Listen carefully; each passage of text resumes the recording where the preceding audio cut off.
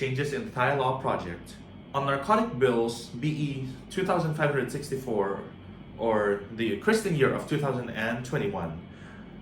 In today's project, I will be addressing the Act 2 on Treatment and Social Rehabilitation for Drug Addicts on Section 13.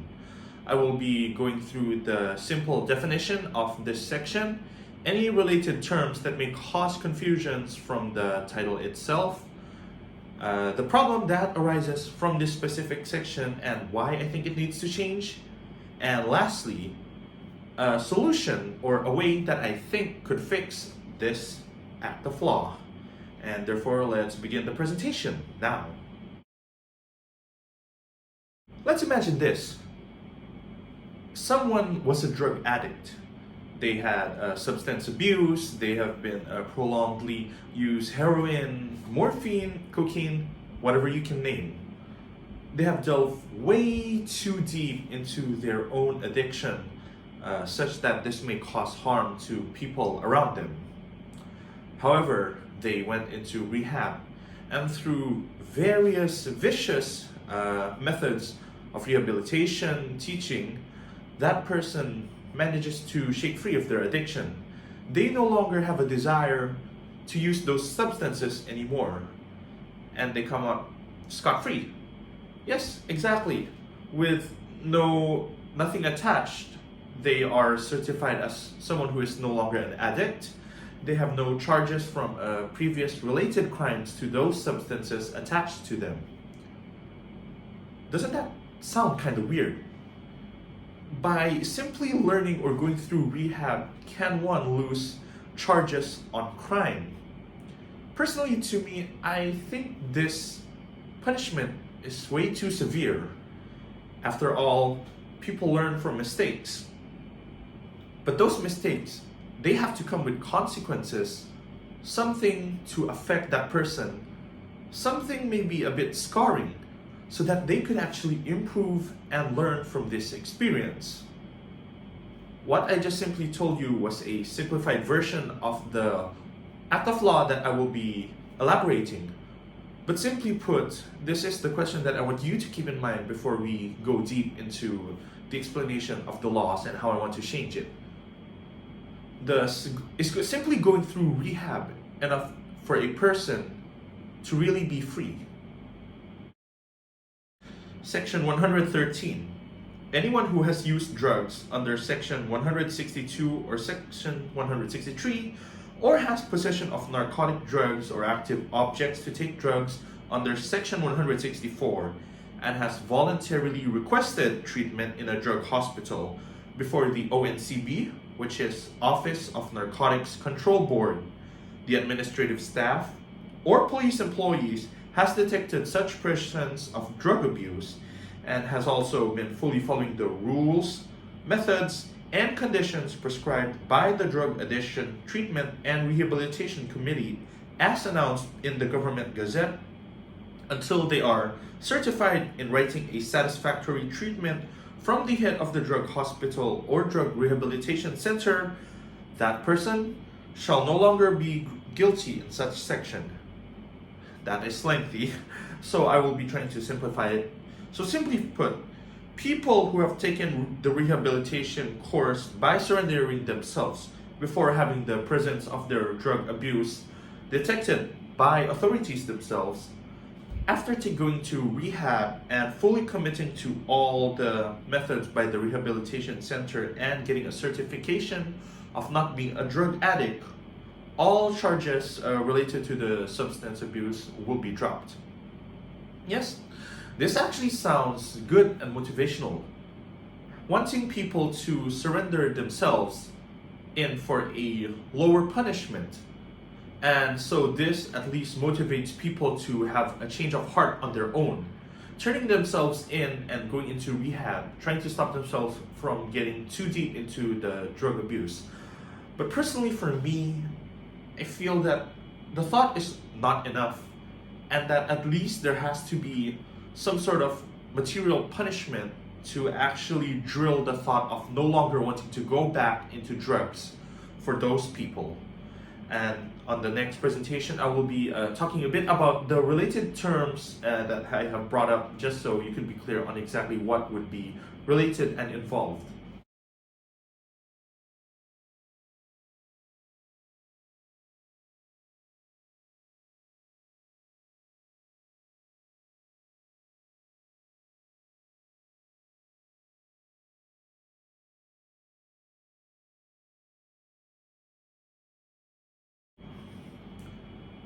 Now you might be wondering, why am I so dead set on granting additional punishment to people? After all, drug abuse or substance usage doesn't seem to be that big of a concern in comparison to other larger problems like corporate corruptions, murders, or like physical attacks. Now here, let me bring up this article. Initially, it may not seem relevant, but I'll try to tie it in and you will see the bigger picture. So this article is from alpinerecoverylodge.com. This is a single paragraph from a larger article, but I think that only this part is necessary in us understanding why I feel the need to change this law. Over 80% of prisoners struggle with active substance abuse when incarcerated. This, I believe, is when they are taken in jail. According to a study by the National Center on Addiction and Substance Abuse, over 65% of inmates in the US were clinically addicted to some substance. Even though 1.5 million people in prison were struggling with abuse, treatment has been sparse. The same study found that only 11% received any treatment for substance abuse disorder at all while they were incarcerated. Now, the important thing that I want to highlight is the first two parts, 80%, 65%. You don't actually need to know what they are, but just that those are the number of inmates or people who are drug addicts inside prison. Yes, the drugs themselves may not directly be the cause of crime, but as it stands, drug abuse is one of the very principles of why people go into crime or commit wrongdoings. And thus, in my opinion, I believe that going into rehab is not an enough or equal sentence to justify people having their charges and wrongdoings completely eliminated. Finally, I will be talking about my proposed solution and why I do think that it will at the very least instill a better mindset as well as creating a better society. Don't get me wrong, even though I am opposed to this law, I very wholeheartedly commend the act of bravery for those people who are drug addicts who actually step up to confess and go into rehab before they get caught on their own. That requires very much courage rather than hiding away. However, as I have always stated throughout all the parts in my video, I simply believe that getting off scot-free is not the correct way for a person to learn from their crimes. And so here's my proposition. Adding a slight form of punishment proportionately, accordingly, 20% to the original charge that would have been prosecuted. Of course, this is a very vague, thin line blanket because there are multiple charges directly related to drugs. Possession, consumption, selling, usage, there are various different ways to be punished, and so I'm only taking one example here. For example, if the punishment for possessions of narcotics were 2 years of jail time and or 40,000 baht of fine, we will be going through rehabilitation according to the Section 113 Act of Law.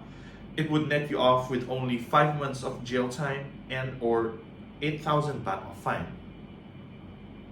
This is not a complete deletion of punishment. However, it's a mitigation, a reduction in your crimes and charges to make it seem that the rehab you went through, it is not for naught. You actually do gain something for going through rehab.